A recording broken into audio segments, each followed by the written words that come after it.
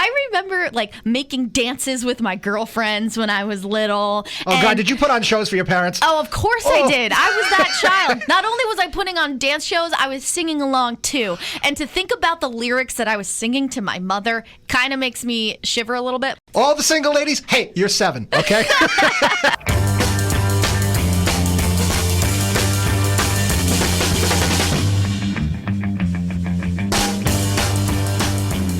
Hey, it's Brian and Maddie with another edition of Bridging the Gap. Welcome, welcome, welcome. What is this about? Well, I'm a 49-year-old male. She is a 26-year-old female. So there's a lot of differences between us generationally and also from a gender perspective. And our topic this week, it seems to be the week of the reboot, the revival, and the reunion. And we want to know where we're both coming from when it comes to these sorts of things. Now, we had the premiere of BH 90210. We also heard that Disney is considering rebooting Home Alone as well, and then a rumor that maybe Destiny's Child could be reuniting for a tour. So it is running the gamut here generationally. I'm going to start with you, Maddie. Overall, how do you tend to feel about things that they try to do a second time around? Try to catch lightning in a bottle twice. Very rarely have I ever enjoyed the reboot, even a sequel. I mean, when's the last time a sequel held up to the original? Like, can you even think of one that comes to the top of mind? I will give you one of my very few examples of this, and I think some, maybe even most, but not all, of the Star Wars fans are going to agree. This was the first experience that I really hardcore had with something that was being revived. And you AKA nerded out. Oh, totally. Because this was my whole life. The first Star Wars, I saw that when I was 6. Episode 4, A New Hope, I say in my nerd voice. But there was that, there was The Empire Strikes Back, and there was Return of the Jedi. And then it just went away for a very long time. 1983 is when Return of the Jedi came out. Then I heard in the late 90s that George Lucas was back at it and he was going to do 3 prequels. I lost my ever-loving nerd mind. I happened to be living out in Los Angeles when the first one, Episode 1, The Phantom Menace, came out, and my brother and I went back to where it all started. If you know anything about the whole Star Wars thing, that Grauman's Mann's Chinese Theater, whatever it was, and we get in, and the whole crowd is all pumped up, but I had something sticking in the back of my craw, my head, my neck, whatever. The day before, because I was writing for television at that time. Are you familiar with Patton Oswalt? It sounds familiar. Patton Oswalt is a comedian. He's been in 1,000 things. Yep, he was Spence on King of Queens. Got it. We were writing on a show together at the time, and he is the biggest movie nerd I know. And because he's Patton Oswalt and I'm not, he got to see it the day before, and he was just as excited. He came in the next day, and I could just see how forlorn he looked and beaten down. And I said, "What's the matter?" He's like, "Dude, I have 3 words for you. Jar Jar Binks." And anybody who has seen those movies, and I can see the vacant stare on your face, knows exactly what I'm talking about. George Lucas decided to try to create this character that was not funny at all, that some people felt was borderline racist, and really seemed to be directed only at 4-year-old kids. Now, I was 28, 29 at the time, and it just destroyed the movie. There were 2 more to come. So now every single time another one was coming, I got this knot in my stomach thinking, oh my God, how much more is this one going to suck? The second one was worse than the first. And the third one, it was a little bit better. However, what year was it now? I guess it would be 2015 when The Force Awakens rolled around with J.J. Abrams taking over. I got the anxiety all over again because they were bringing the original characters back and some of the original cast, but I thought, oh God, I don't want to get burned one more time. And that was an example where I can tell you J.J. Abrams totally captured the spirit and the magic of the original trilogy. And every time that's on, I watch it every single time. I love it. Then Rian Johnson came along, did The Last Jedi, and he destroyed everything. All right, so at least one of the reboots were up to par. But can you understand why I'm anxious now? Because another one is coming out in December, and I'm like, oh God. But JJ's back at the helm, fingers crossed. But this guy did so much damage for the last one, Episode 8, that I don't know if they can recover. So I have to say, for the most part, I'm in the same boat you are. I mean, you have anxiety about Star Wars. Nerd, whatever. But I have anxiety about Destiny's Child getting back together because I have the fondest memories of long car rides, and I have my CD Walkman plugged in, and Destiny's Child is bumping. I'm dancing. I still listen to Destiny's Child. They are still on my playlists. Now, for them to come back, and they are also in talks of releasing new music on top of all of their hits, I'm really nervous about their new music, because where music is going is not where it used to be. I think here, though, and I can tell that you have some anxiety, and I understand, but here's where maybe you're in an okay position for this, and I hope I don't destroy it for you. Beyonce is essentially Destiny's Child. Let's not kid ourselves. She was always the focal point, and she's still at the top of her game. The more painful reunion when it comes to acts that, let's just say, have not performed together in decades, and some of them haven't aged well, and some of them haven't really been at the music thing for a while. They're just not up to par. They haven't been playing. It's almost kind of sad and pathetic to watch. And especially, too, if not all of the original members are there, but if you're getting all of the original members, that's true. They're vibrant, they're young, and Beyonce, would you still say is on top of her game? I would. I mean, she's constantly evolving. She knows how to play the game. And this is what is so rare, because usually what it is a money grab, because you have to get that one person to agree who would seem to be the one who would least want to do it, i.e. NSYNC. Do you think those guys wouldn't kill to have Justin Timberlake come back? He's like, nah, I'm all set. I don't need it. And right. Beyonce doesn't need it, but this is where I think she is a brilliant businesswoman, because cha-ching, can you imagine how much money this is going to make? And I mean, she's still making money, mailbox money as they call it, on Destiny's Child. So I think she's just capitalizing on it. But what I think we need to ask ourselves about all these reboots, why? Why the necessity of reboots? My generation was huge on Boy Meets World. Boy Meets World was 90210 of our generation. Like, I would rush home from school to watch what was happening in Boy Meets World. Years and years later, they decide to reboot it, not as Boy Meets World, but Girl Meets World. The main characters of Boy Meets World were the parents of the daughter. Right. So they were trying to get my generation to tune in and check it out, and also getting the younger generation to start up with the show. But what they're not realizing is that when this came about, I want to say I was about 24-ish, 23, 24. I am not going to tune into Disney Channel to watch a show I used to watch when I was 10. Well, this is where George Lucas tripped up too when he did The Phantom Menace in 1999, because I think what he was thinking was, I'm going to get a whole new generation of young fans, and I don't care about the older ones. And that's where we all lost our minds. By the way, it worked, because my now 19-year-old, his favorite movies are those three. And he and I have spirited debates about it. But what you need to do is, I don't know, because it's kind of an interesting balancing act from the perspective of, if you're trying to be all things to all people, maybe that fails. I think you have to try to find that common ground. And to circle back to Beyonce and your question as to why, I think the answer is, and this is where I respect her because she's really rolling the dice, is she doing it out of boredom? And is she considering the fact that right now things are continuing to go so well for her?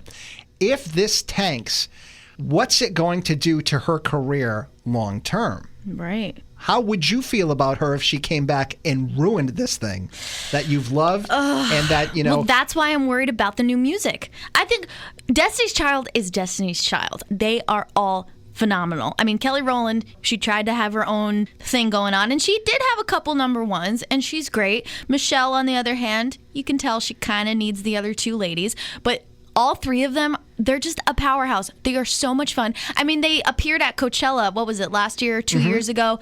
And people still talk about it because they are just so legendary. Oh, my God. The list goes on of how many songs that I wish I wrote, because, like, the attitude that comes with those songs, I'm like, yeah, B, sing it, B. You know what I mean? So it's just one of those groups that really have stood the test of time.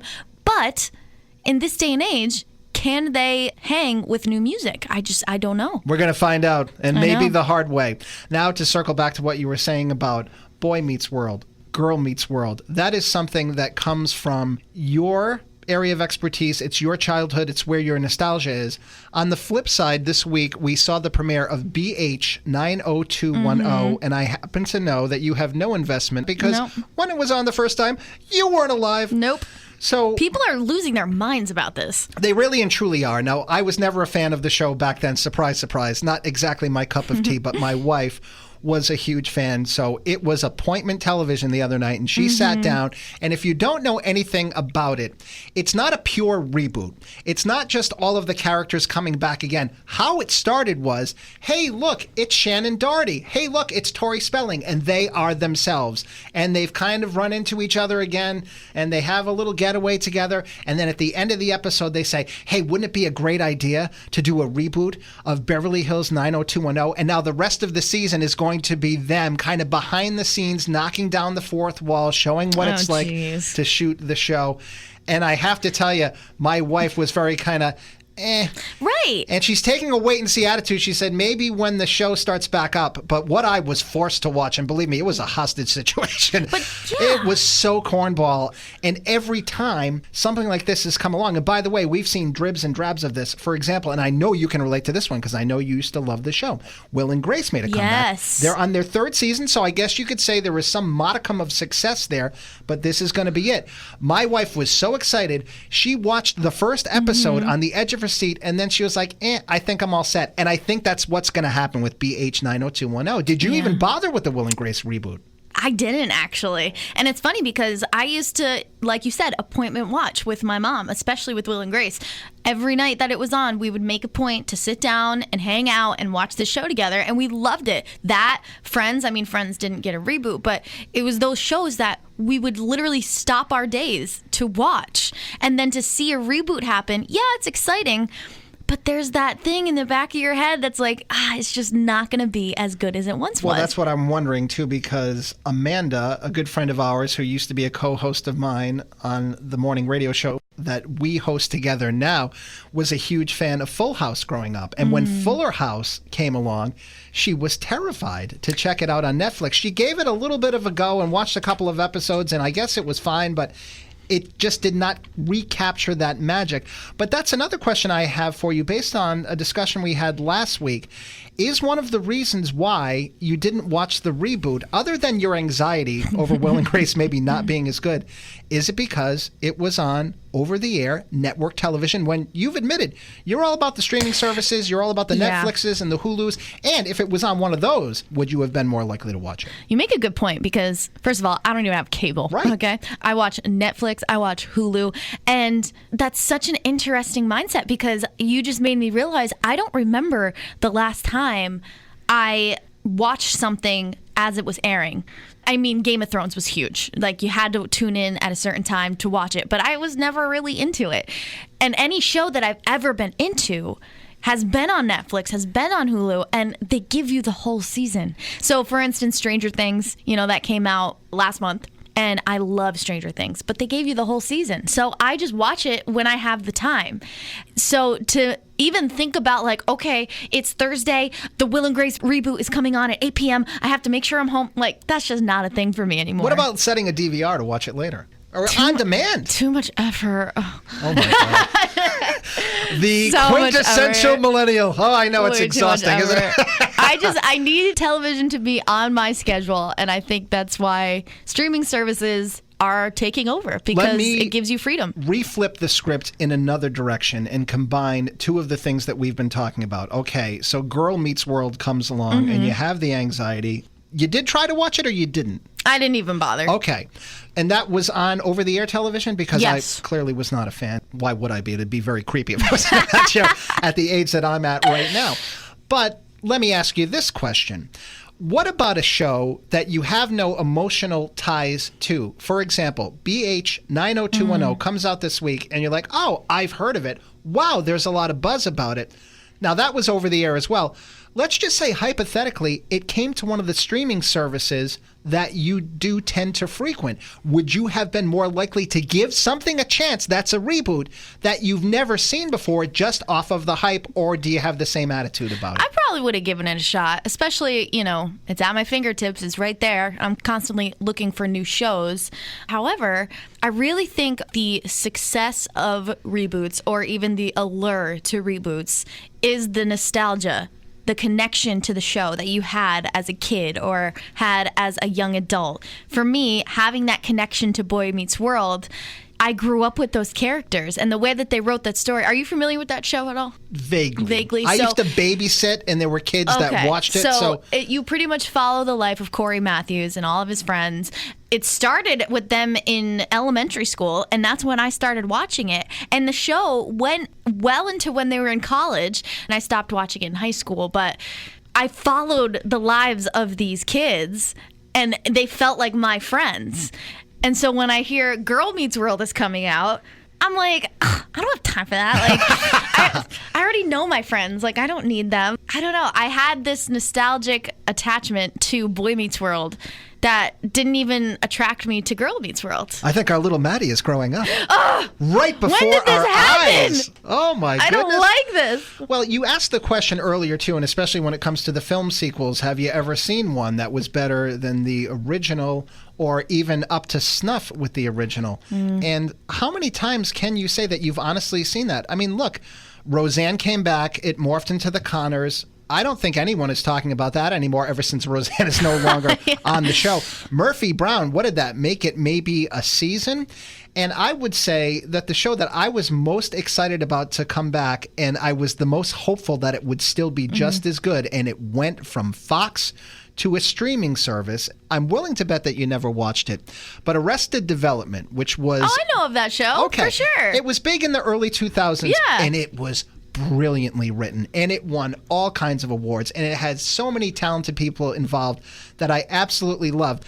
The problem, it couldn't find an audience, but it had a huge, rabid cult following. So it only lasted 3 seasons on Fox, and when that ended, I was devastated. When I heard it was coming back, I said, well, you know what? It's only been about 7 or 8 years. I still feel like a lot of these people are on the top of their game, and it's coming to Netflix. Maybe this will work out. They have tried to trot out, I think now 3 different seasons. The magic is gone. And I think part of the problem is, too, a lot of those actors, the very first season, they had so many other things going on, they couldn't get them all into the same room at the same time. Yeah. And that was a big ensemble show. And you could see it through the script and all that. Well, they would just focus on one character. Right. That character's not interacting with the other characters. And you had me and you lost me. It ended up being okay. But then, as it continued, they were interacting more, but then the show just seemed to almost become like a parody of itself. And it left me feeling very empty, and I don't have to worry about feeling empty anymore because they've had so many off-camera problems. It sounds like it's never coming back, but it does. It leaves a bad taste in your mouth. You know, there's a lot of times when you're a kid and your parents are going to a wake and it's somebody that you love and they say to you, we don't want you to go because you're young, and we don't want you to remember that person in this state. We want you to remember them when they were young and vibrant and at their best. And I think that's what's behind the problem as to why 99% of the time these reboots just don't work. Yeah, I'm not a fan. You know what? You're going to see a big bloated corpse of Destiny's Child. Is what Oh, no. No, they're still going to kill it. But you know what seems to always be successful with reboots? What's that? Game shows. You are right. Game shows always seem to kill it. But here's where I think that works. Because first of all, it's very interactive. You like to play the game along with them. Right. It doesn't, really rely on good writing or whatever. They will update it a little bit, and they'll bring in different hosts. You know what I mean? Now, and I do watch this. I watch Match Game with Alec Baldwin just about every Thursday. Family Feud. There's a lot of panelists that I like on there. Steve Harvey, I'm kind of a fan of him when it comes to the Family Feud thing. So I can see where that works, but it doesn't necessarily stick to a certain narrative or script. And they're shuffling new people in and out all the time. You know, Celebrity Family Feud, if they had the same contestants every week, it might get a little bit boring. But, you know, when it's the Kardashians against whomever, the Jersey Shore people, maybe that's a different story. I'm trying to think of her name right now, but they're rebooting Kids Say the Darndest Things. Oh, is it Tiffany Haddish, I think? Tiffany Haddish is going to be the new host of Kids Say the Darndest Things. Can you imagine this woman with children? She I'm a is little turning nervous. into the female Michael Strahan and Ryan Seacrest. She's getting all of the jobs.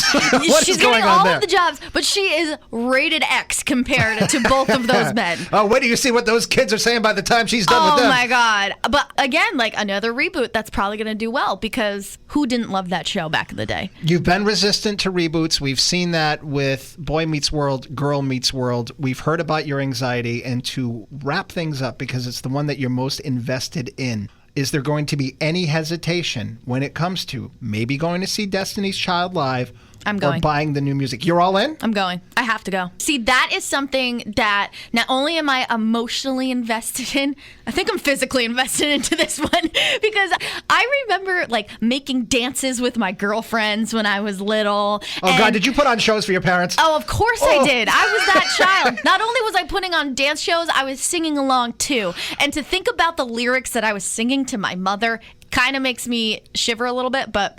Do your parents a favor, you and your friends? Don't reboot that. There's nothing that is more painful than watching your kids do that. See, now I'm just picturing me and my girls in the studio or like in the stands of the concert like, B, we got this too. We got this. All the single ladies, hey, you're 7, okay? Well, you know what? I don't know if we solved the world's problems. I think that we have a lot of common ground when it comes to this. There is a lot of anxiety when it comes to these sorts of things. Yeah, when it comes to both generations and both genders, at least with us. Maybe you feel differently. We're on all kinds of social media platforms. We want to hear from you. What do you think about the reboots? We certainly think that they are a hit or a miss. That's for sure. But we want to know what you think.